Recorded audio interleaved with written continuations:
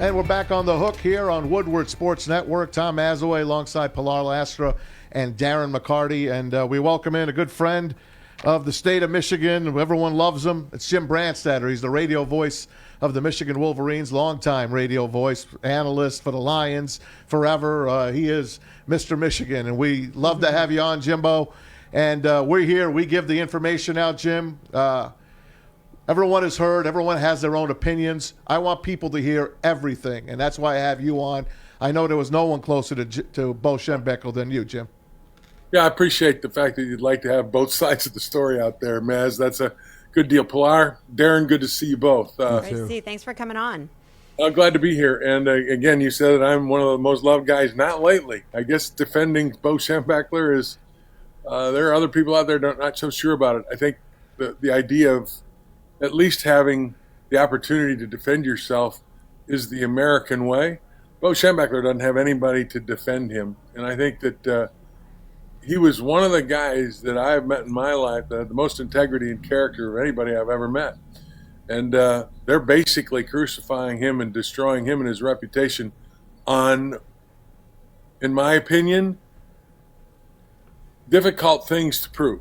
It's like, I say this, so therefore it is true. In any court of law, anybody deserves a vigorous defense. And I think that Bo deserves that defense also. And believe me, I have great sympathy. And anybody who has suffered at the hands of sexual abuse, it's abhorrent behavior, and I have the greatest sympathy in the world for them.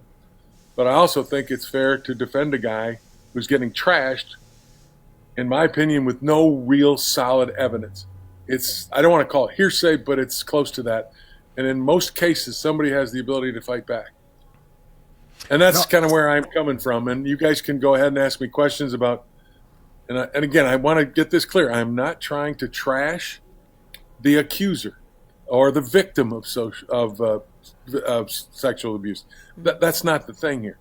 The suggestion is that Bo Schembechler knew this was going on, criminal sexual behavior on his watch with a doctor that he knew, and I find that to be really, really hard to believe based on the man that I knew.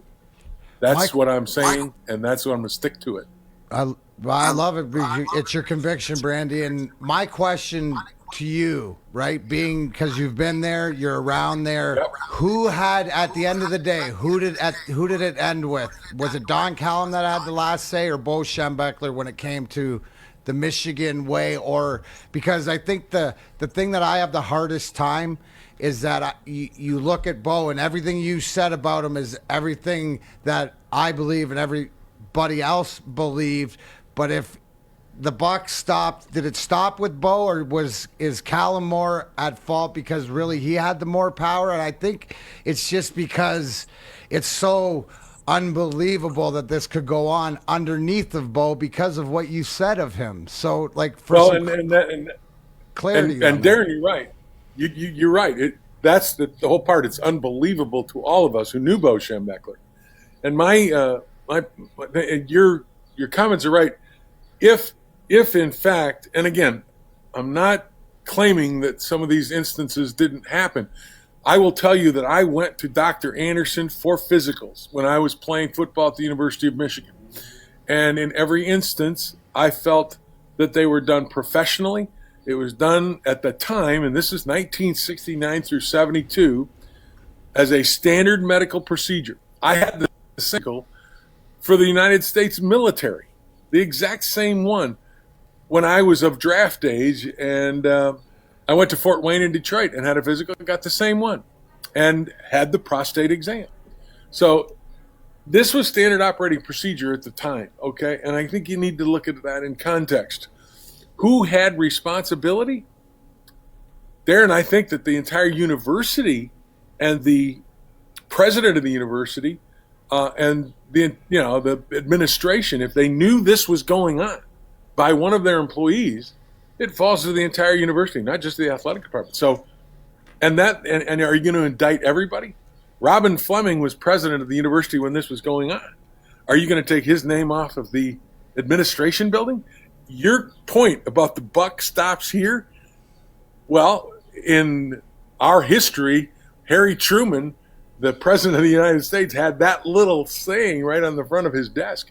If that's the case, then maybe, I don't know, you look at the university as a whole, and it's a bad mark. There's no question on the university.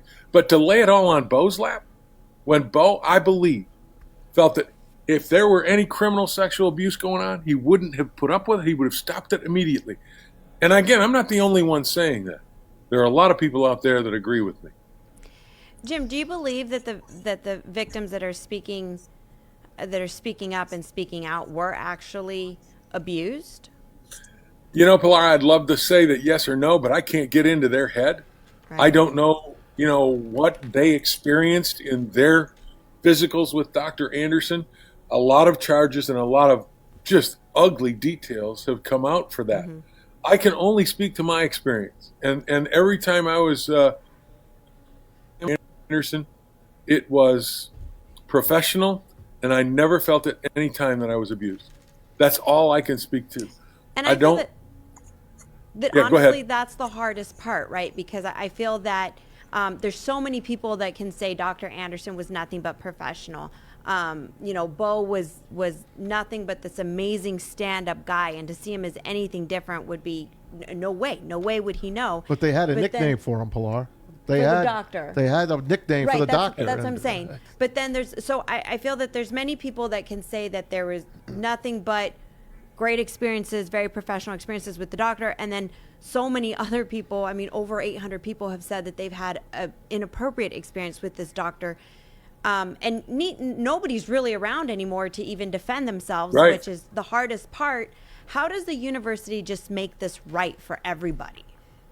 Well, it's really hard to square, and it's your point exactly. There's so many different stories, and yet so many other people didn't have the experience with Dr. Anderson that those of us who went to him for a number of years. I know guys that went to him for 20 years. And at one point, I've just learned that he was a volunteer doctor for the Ann Arbor school systems and actually gave physicals to junior high and high school football players. And again, this stuff comes out 40 years or 30 years after the fact. So we can all look at these facts, and we all have to make our own determination of what's going on. Regarding Maz, Tom, you're remarkable. We made jokes about him. Darren, you've been in a locker room. Yep. Locker rooms are a different place, and there is nothing I don't think that's said in the locker room that's politically correct.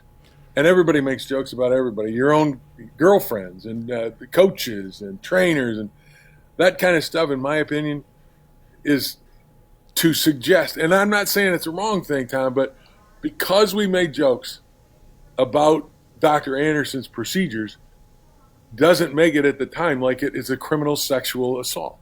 That's all I'm saying in regards to that kind of thing. Jim Brandstatter joins us, the voice of Michigan football. You heard him on the Lions for years and years. We miss you, by the way. You were the best in the business with the Lions, man. It's not the same. Not the same. Hey, you're good people. I appreciate that. Hey, well, we mean it. But you know what, Jim? It's hard because we're in this day and age where people are allowed to speak their truth, and it's call it what you want. People call it a cancel culture or whatever words they want to slap on it. Right. You guys might be able to help me out here too, because I'm getting a lot of heat for saying, listen to the accusers. Are they in any way, shape, or form, do they have a responsibility to be quote-unquote cross-examined or questioned in some way on little details? Because I'm finding that when I do that, I'm the guy that's the bad guy. And I know, for instance, look at context. Matt Schembechler said he was sent out on his bike by himself, by his mother, Millie and Bo, to get a physical at a doctor's office by himself. Now, I know both of those people, Millie and Bo. That, to me, is something that doesn't ring accurate, because I don't think any mother, even today, would do that with a 10-year-old son. And today there was a press conference where a gentleman said that he went, and again, this is a little fact, a little thing, but he was quoting him. He said that he was in Bo's office, explained what happened, and walked down the hall to Canham's office, and Bo went in and started screaming at Canham. Now, here's a little thing. If he is so accurate with the memory about what happened, wouldn't he know that Bo Schembechler's office was one floor above Don Canham's office and not down the hall? That's a fact. That's a all long I'm time telling ago, you. Jim. Yeah, but it's a and long Jim- time ago. But Jim, I No, also, I mean, is my- that wrong? Is that wrong to question no, that the memory? I think that everything what you're questioning comes to my question to you, which is what I hope moving forward is that the Attorney General and the regents let it open up and let's investigate it and all these questions. There you go. Right? Do you agree with me? Because like I agree. Brandy, I understand. I think that people don't, and this is what I was telling Maz earlier, is that the compassion and your truth to what you experience is as important because it is Anderson, the predator, and it is to find out the responsibility of that Bo and Don Canham and Robin Fleming and everybody at that university so it doesn't happen again. So the more that it opens up and the questions can be answered by the right people, I think we will get to the bottom of this, which is what we all want. Am I correct? Is that what you want? I think you're absolutely correct, but I want that that examination, if you will, Darren, Yes. to be done to everyone involved. Well, and not Jim- be labeled as the guy that is trying to trash the accuser. I'm trying to get at the truth. That's all I'm trying to do. Absolutely. I can see that too. Right. And in one of the press conference videos that we just saw, one of the guys was saying that what he wants is for the university to comply and cooperate to get the truth. And I'm sure that and at least I would hope that they would have a licensed professional that deals with sexual abuse cases like this, because I know people who work with people that are being abused, and it's awful. It's absolutely awful. And a lot of things that do happen is that when somebody's young, even at the age of college, they replay this, and they try to block it out. Like, no, maybe it didn't happen like that. Was this really inappropriate? They try to justify what happened for so many reasons that for them to get small, minor details, I think, especially years later, I feel is going to be normal.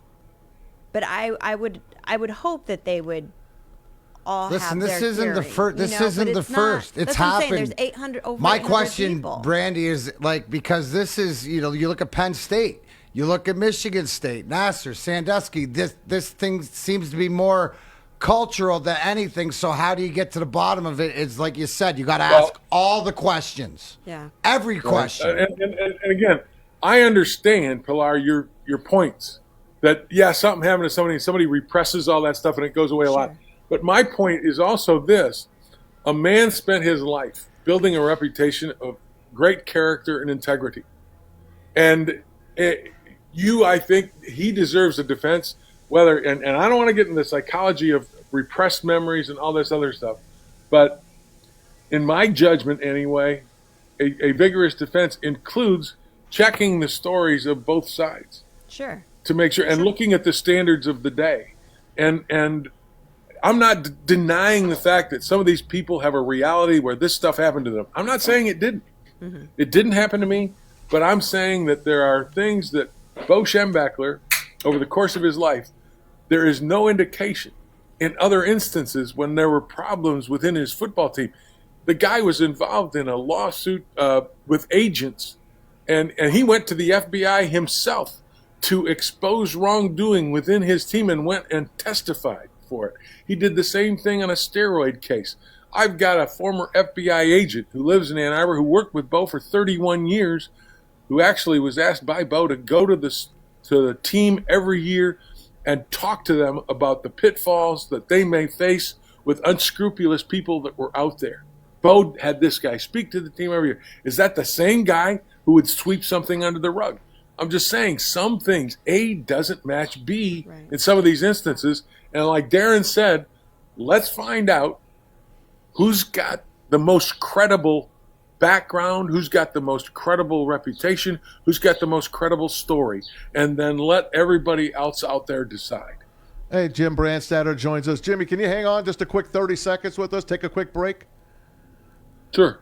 All right. Jim Brandstatter right here on Woodward Sports Network. Back after this on The Hook. Back on the hook here on Woodward Sports Network. Tom Mazaway alongside Pilar Lastra, Darren McCarty, and our good friend Jim Brandstatter joining us. Thank you, Jim, for coming on. And we're talking about, obviously, all the stuff that's gone on at the University of Michigan. This is a great setup. Thanks, man. This is a great setup, by the way. We do all right, I got man. 4 pictures. I mean, this is like big time. I like CNN's going on. We're trying, man. You guys got this thing. You guys got this thing nailed. Hey, That's smoke how and we mirrors, roll Jimmy. around here. Smoke That's and how you mirrors, roll. Jimmy. You know how it goes. Smoke Jim, you got to and mirrors. I bring know your how it Michigan goes. show. We'll bring your Michigan show here live, man. We'll take care of you. I like it. Hey, inside Michigan football. That's right. From the hook. How long you been How do doing you that like that? now? How long you been doing Inside Michigan football on the I've TV? been doing a coach's show since 1980, so it'll be 42 years this year. Man, you're everywhere, man. Been lucky. I've had a great career, great life, doing what I love to do. I mean, Darren knows. I mean, if you stayed in hockey all your life and everything, had the opportunity to do that, I know that you love the game, and heck, it was such a huge part of your life. I've been able to vicariously play the game that I've loved and talk about it my entire career. So I'm one of those lucky guys out there. You are. I'm lucky. I'm that guy that has a job that isn't a job, so I don't work a day in my life. That's the best. That's this guy right here, and And then I this get to do the girl best, and the best part, all the PR stuff with the fans and all this stuff, it. and talk other sports. So I followed, Perfect. I followed your path there, Brandy. I like dig with chili. Hey, you're a smart man, McCarty. Everybody knew it. Pilar, but you You're weren't proving here. it now. You weren't here when Jim was Okay. doing double duty. Pilar wasn't here when you were doing double duty. He'd do Michigan football on Saturday, wherever they were in the country, and then have to fly to wherever the Lions were overnight to get to a 1:00 football game. And you've done that. I don't know how the hell you pulled that trick off, but you did it. There's one thing I know is you get a cab at LAX at 10 in the morning and try to get to an Anaheim Stadium for a noon kick. Let me tell you, that's a little bit of a thrill for you, especially driving through the freeways of Los Angeles with a cab driver that doesn't understand English.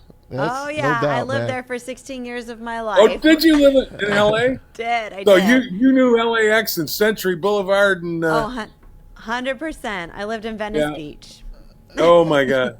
Hey Jim, Well, I was hey, lucky enough. I was lucky enough to hang with you guys back in the I know WJR you, man, days. you're right there. Yep, we Well, did the Brandy and Bo get- show. I mean, to be with Oh, Bo yeah. Schembechler all those years, to do that show, and I would just call any coach, and I wouldn't even go to the PR department. I would just call the coach himself. Bo would say, "Just go get him, Massaway." So I would call up whoever, and they'd come on, and that's the power. That's the power of Bo. That's why people here can't understand how something like this could have gone on under his nose. That's the downside.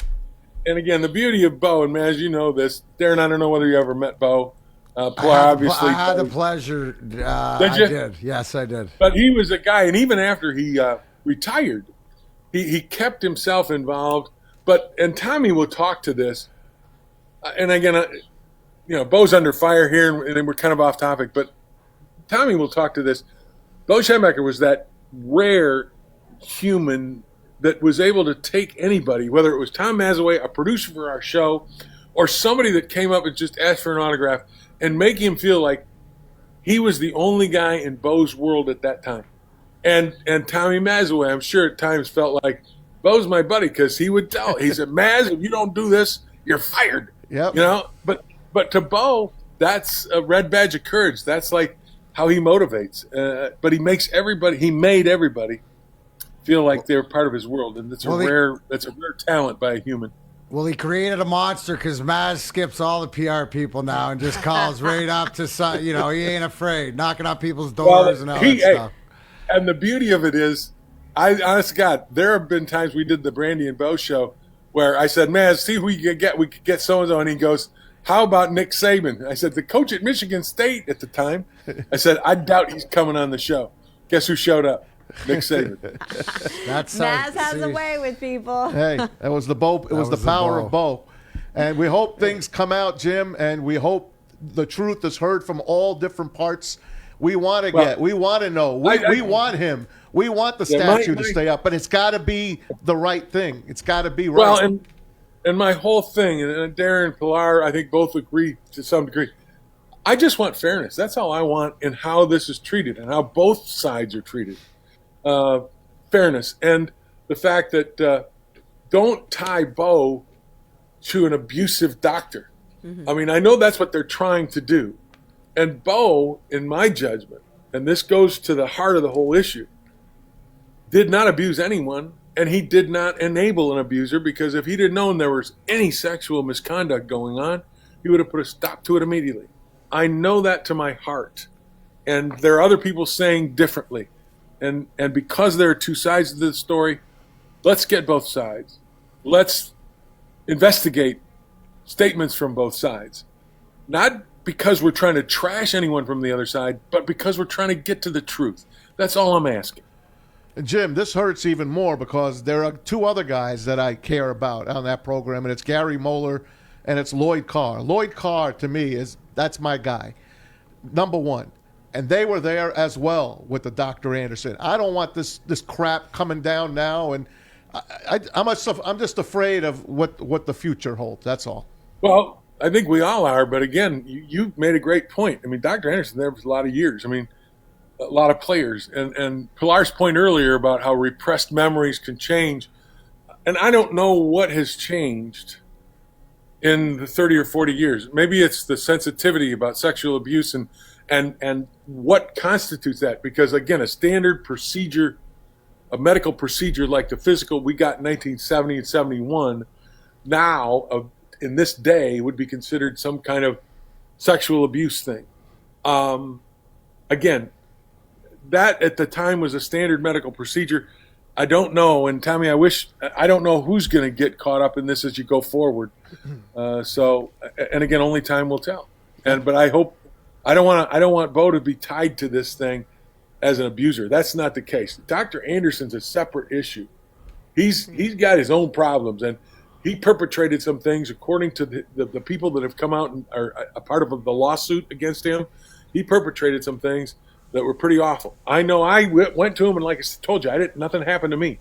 Yep. But Bo Schembechler is not the issue here. He didn't know. I know there are people that says he does, but that's why we want to get both sides of the story.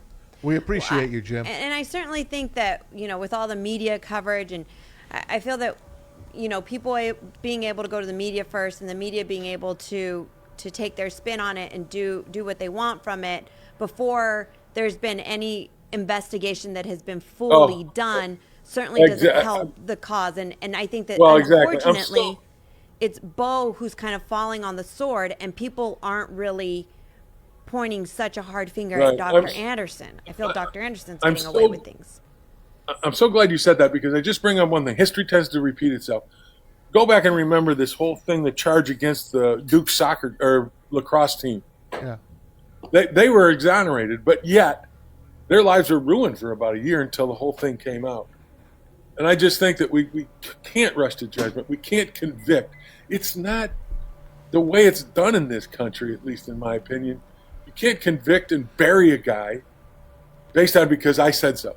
Absolutely, Brandy. And you know what I love is I sign my book all the time. Enjoy my truth, and I have enjoyed yours, and it's important that everybody's truth is heard so that we can get to the bottom of something that we can all agree is just a devastating situation. So thanks again for your time. Right. I couldn't agree more, Darren. Couldn't agree more. Hey, Jim, I got to get one more in because it just hits me. I'm sorry. How does Jim Harbaugh coach through this going forward? Well, as a coach, as an athlete, you got to separate, man. You got to get the blinders on and say, what is my job? And my job is to play football, practice, get as good as I can possibly be, and when they ring the bell, go out and win. I mean, that's the way you got to look at it as an athlete. Look, there's a lot of outside noise that gets in the middle of a lot of different seasons of any sport. Darren's been through it. And the way you get through it as an athlete, as a part of a team, is you put the blinders on and you say, look, that has nothing to do with how I perform in this game. I got to score more goals than the other guys. I got to stop them from scoring goals. I got to score more touchdowns. I got to get my block. I've got to make sure that my running back scores. I got to make that basket. It's not about what's out there. It's about what I'm doing at the time. And you've got to put the blinders on and remember the mission. And the mission is to be as good as you can be and win the game. Thanks, Jimmy. We wish you the best. Say hi to Robbie for us. And Stay She's over here healthy. listening. All right. She's Robbie. giving me.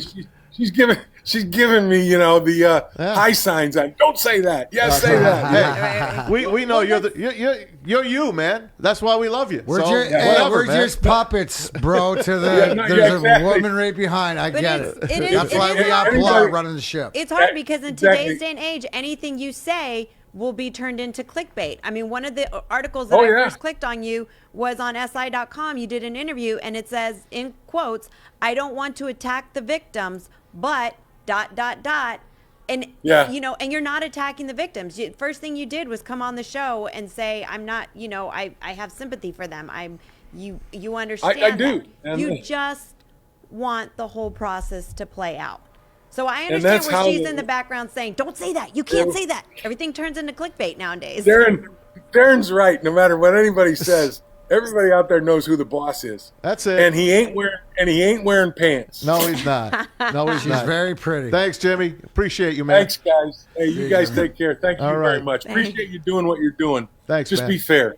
Of course. The voice of Michigan football, Jim Brandstatter. Thank you very much.